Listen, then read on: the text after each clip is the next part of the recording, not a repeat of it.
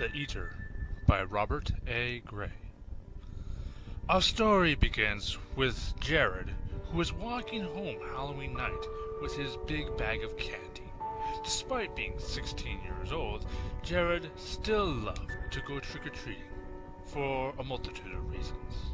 Sure, he loved the costumes, he loved the candy, he loved the decorations, and he even loved the girls in their scantily clad costumes. Why? Because he is a sick pervert and this is my story. Now shut up and keep listening. However, his main focus was on the candy and the simple act of eating it and the sweetness on his tongue. One type of candy Jared was glad to see drop into his candy bag was the Cosmo Bar, a new chocolate bar created from a local store known as the Sweetie Palace, which was also known for its wide selection of candy. The bar flavors consisted of dark chocolate, white chocolate, and some exclusive huckleberry flavored chocolate. It was a sweet that made Jared's mouth water just thinking about it. Jared was now 7 blocks away from his home, and he was dying to eat all that yummy candy he had collected. As he continued walking, Jared began to feel as if someone or something was watching him. The young man glanced up at a window in a nearby house and was surprised to see a pale face, which was illuminated by the flashing lights of the surrounding houses. It stared down at him, its dark gaze piercing Jared's very heart. How he didn't know for sure. All he knew was he needed to continue walking.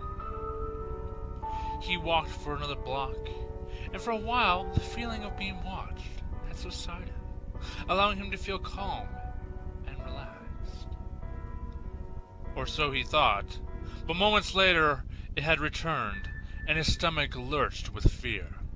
He turned around to see the same pale face, now looking around the corner of a nearby building, staring at him. Those black eyes, now more visible, stared at him and made his blood run cold. Jared looked around him. He needed to outrun this terrible face. He needed to get away. He needed to escape. Then he remembered there was a shortcut through the park that would bring him closer to his home, that would bring him to safety.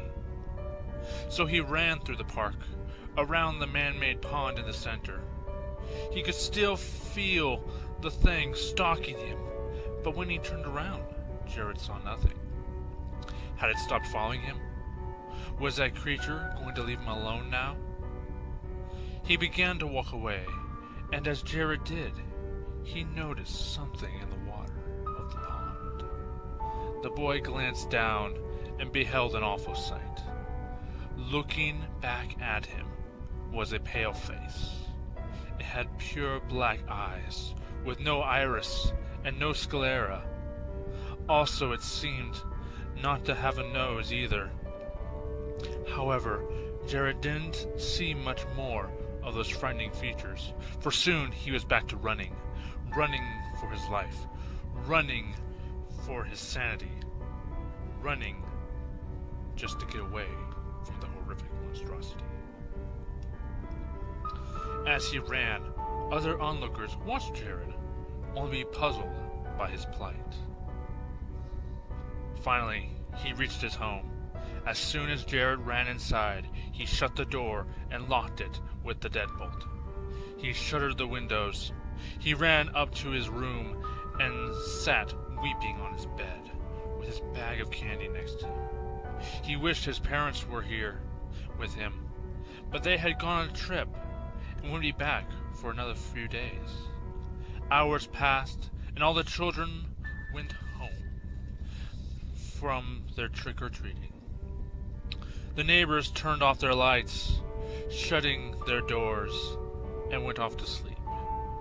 Nothing stirred, and nothing creaked. With no more tears left, Jared decided to enjoy his candy. He pulled out the Cosmo Bar, and as he peeled it open, he saw a shape in the corner of his room. A figure sat there, huddled up, just watching him. After a few moments of both individuals just standing motionless, the creature finally began to move. It rose to its towering height. The creature didn't touch the ceiling, but it could have easily scratched it with its claw. The creature had black, leathery skin, with marks and runes made of what looked like white chalk. Its pale face, which resembled as if it had also been covered in the same form of chalk, bore those terrible eyes. It had no nose, and small holes on the sides of its head for ears. Its upper jaw was prominent with large, sharp teeth, like that of a shark. However, that was not its most frightening feature. The most frightening feature was its lower jaw, which hung down so low its lower canines were at its waistline. It bore a flickering gray tongue, which seemed to possess teeth of their own. The teeth moved in a rhythmic fashion, as if to draw something into its dreadful maw, as if to draw even the air into its gullet. Jared made one final scream as the creature slowly stretched out its long, spindly arms and napped at the 16-year-old with its bird-like talons. Jared's body was never found. When his parents returned home, they first thought that the boy was over at his friend's house. However, after a few days of frantic phone calls to the neighbors and friends, they called the police and sent out search bulletins for their lost child. However, this was all in vain, for once the hunger of the eater has been sated, nothing can return from those terrible jaws. 2 months later. It was Christmas time, and Susan was merrily running on the snowy sidewalk. She loved the decorations, the Christmas trees, and the presents that she would be seeing Christmas morning.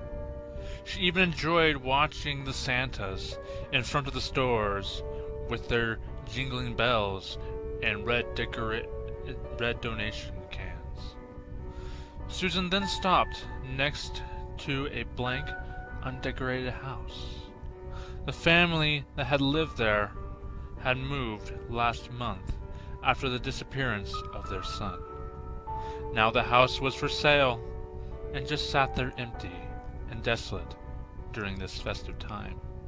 No lights, no snowmen were present, and the driveway was covered in snow and ice. Icicles hung from the roof like long, slender mirrors, reflecting a cold, dreary world. Suddenly, Susan felt a strange sensation as if someone was watching her.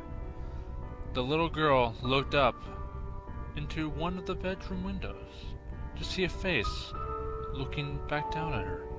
A pale face with large, black eyes.